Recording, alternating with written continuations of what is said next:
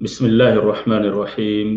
الحمد لله رب العالمين، والصلاة والسلام على أشرف الأنبياء والمرسلين نبينا محمد وعلى آله وصحبه أجمعين، أما بعد.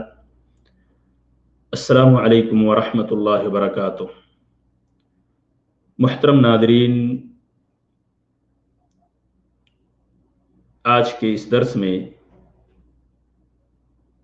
سرگوشی سے متعلق مختصر سی بات رکھی جائے گی. سرگوشی کرنا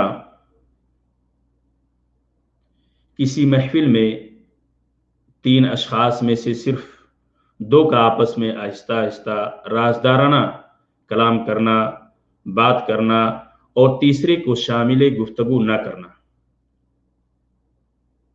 یہ ایک بڑا جرم ہے، یہ محفل کی آفت ہے، یہ شریعت کی نگاہ میں حرام ہے.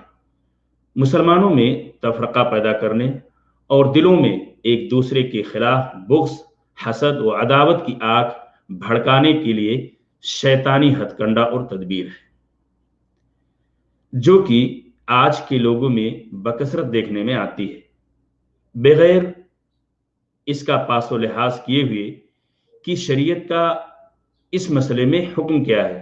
کیا شریعت نے اس کی اجازت دے رکھی ہے؟ اس سے قطعی نظر یہ کام آپ کو ہر محفل میں نظر آئے گا، جبکہ رسول اکرم صلی اللہ علیہ وسلم نے سرگوشی کا حکم اور سبب بیان کرتے ہوئے آپ صلی اللہ علیہ وسلم نے ارشاد فرمایا: اذا کنتم ثلاثا او اذا کنتم ثلاثة فلا يتناجى رجلان دون الآخر حتى تختلطوا بالناس اجلی ان ذلك يحزنه. محترم ناظرین، آپ صلی اللہ علیہ وسلم کا یہ فرمان سرگوشی کے حکم اور اس کے سبب کو بیان کرتا ہے کہ کیا سرگوشی کرنا جائز ہے یا حرام ہے. آپ صلی اللہ علیہ وسلم نے فرمایا: جب تم میں سے تین لوگ ہوں، تین کی تعداد میں جب تم ہو تو دو آدمی تیسرے کو چھوڑ کر سرگوشی نہ کرے، آپس میں چپکے بات نہ کرے. کیوں؟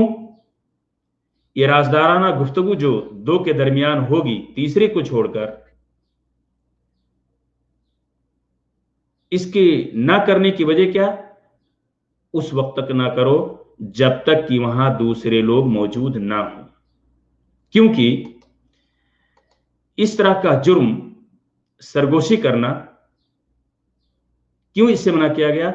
کیونکہ تیسرا جو شخص وہاں پہ ہوتا ہے تیسرے کو پریشان کرنا ہوتا ہے. اس کا مقصد آٹومیٹکلی طور پہ تیسرے شخص کے ذہن میں یہ بات آ جاتی ہے اور وہ پریشان ہو جاتا ہے. اور صرف یہ دو تین کا معاملہ نہیں ہے، اگر چوتھے کی موجودگی میں تین کا سرگوشی کرنا، پانچویں کی موجودگی میں چار کا آپس میں رازدارانہ گفتگو کرنا، یہ بھی ناجائز ہے.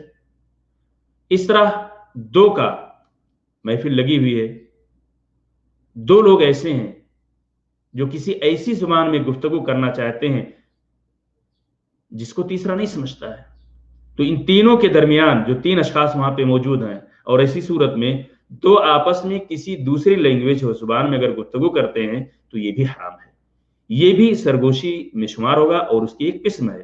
اور اس بات میں کوئی شک نہیں کہ سرگوشی میں تیسرے شخص کو یا تو اس کے ساتھ برائی کا ارادہ رکھا جاتا ہے اور یا تو اسے پریشان کرنا مقصود ہوتا ہے، تبھی تو انہوں نے اس کو اپنی گفتگو میں شریک نہیں کیا.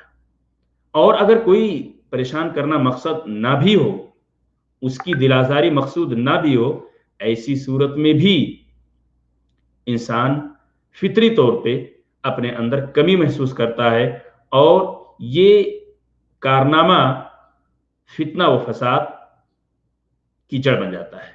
ایسی صورت میں ایک مومن آدمی کا شیوا ہونا چاہیے کہ اس حرکات اور اس عمل سے باز رہے. کیونکہ شریعت کی نگاہ میں یہ ایک حرام عمل ہے۔ السلام علیکم ورحمۃ اللہ وبرکاتہ۔